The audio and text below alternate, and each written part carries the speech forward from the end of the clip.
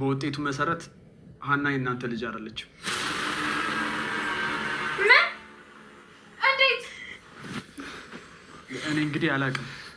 ናሙናው እንደሚያሳየው ከሆነ አንቺ የነ ወይዘሮ ሜላት ልጅ አይደለችም። ይሄ በፍጹም አይሆንም።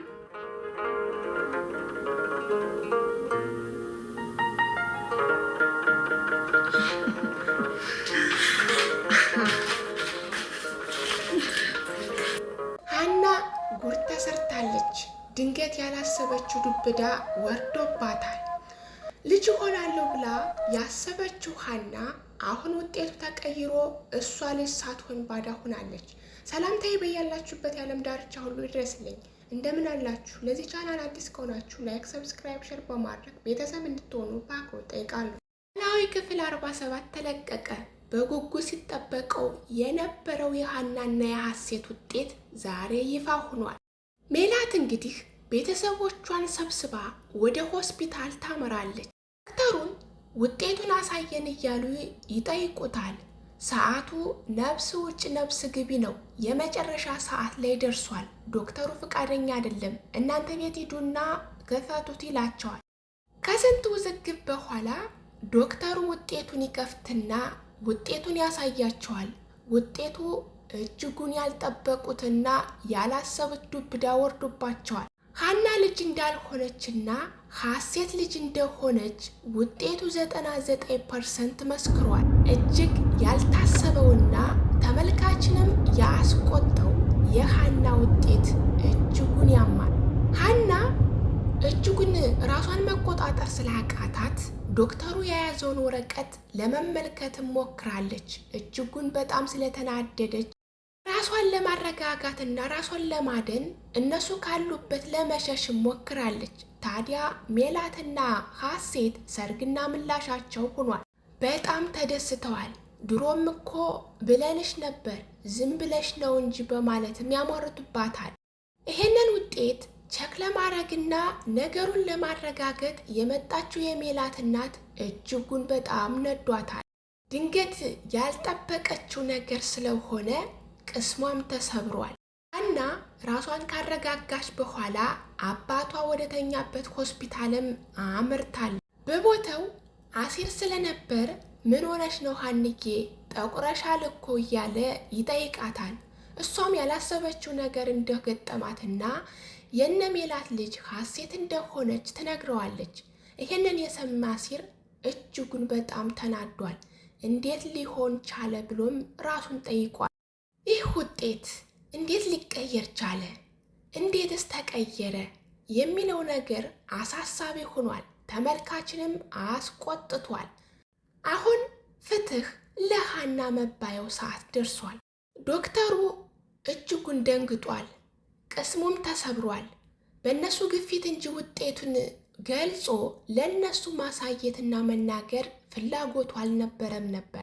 ዶክተሩ ሆነ ብሎ ወይም ደግሞ በገንዘብ ተታሎ እንዳልሆነ እኛም አይተናል። የሀና ውጤት የተቀየረው ዶክተሩን በማስፈራራትና በጉልበት እንደሆነ እኛም አይተናል። ይሄንን ውጤት የማትቀይረውና እኔ የምልህን የማትሰማ ከሆነ ባለቤቱ እንደሚያስፈራሩትና ባለቤቱን እንደሚገሉበትም ተነግሮታል።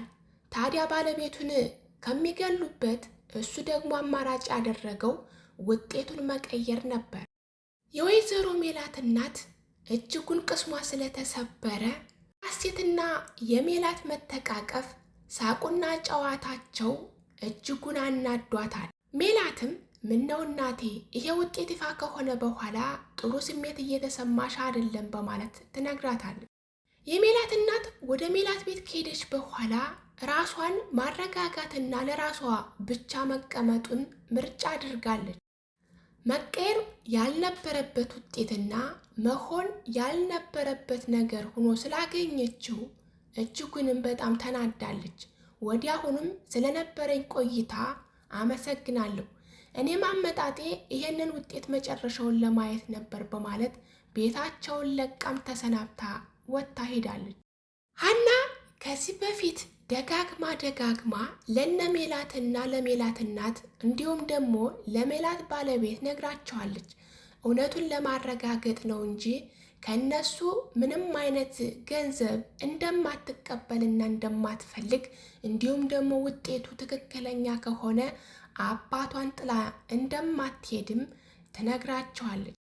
ባዩሽና ሀሴት አሁን ደስታቸውን እያጣጣሙ ይገኛሉ። እነሱ የፈለጉትን ነገር ለማግኘት አንድ ስቴፕ ወደፊትም ተራምደዋል።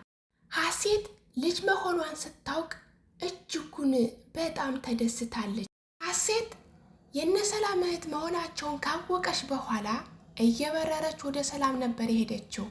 እንኳን ደስ አለሽ፣ እኔ እኮ እህትሽ ሆንኩኝ በማለት ታበስራታለች። ሰላም ግን እሷ ሳትሆን እህትዋ እንድትሆን የፈለገችው ሀና ነበር። ሀሴት እህቷ እንደሆነች ካወቀች በኋላ ሰላም እየበረረች ወደ ሀና ታመራለች።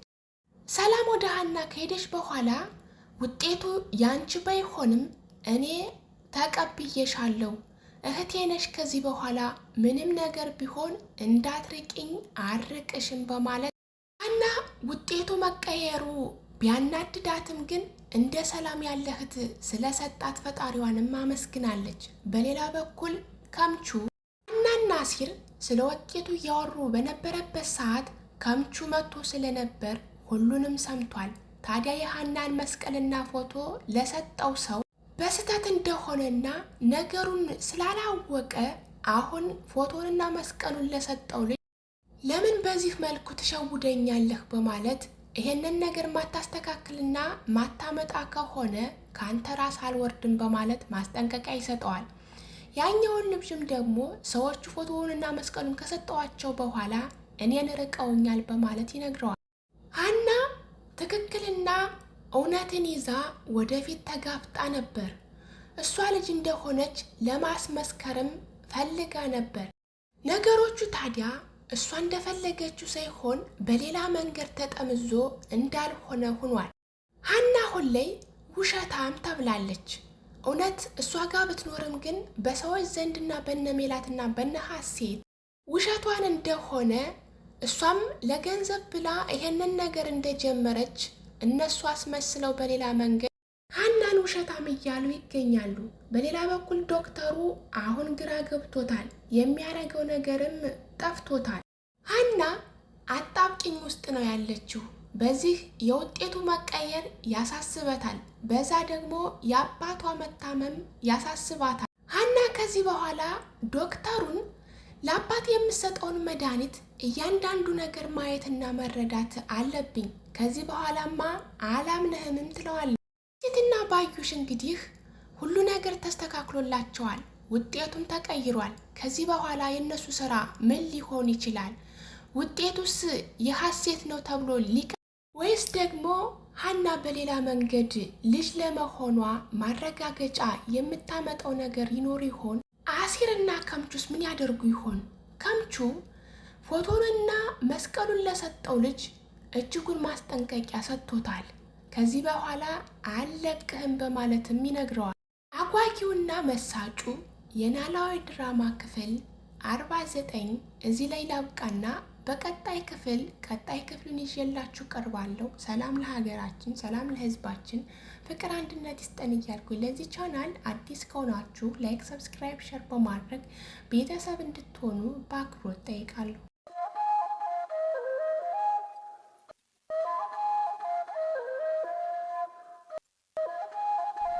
ሰላምታዬ በያላችሁበት ይድረስልኝ።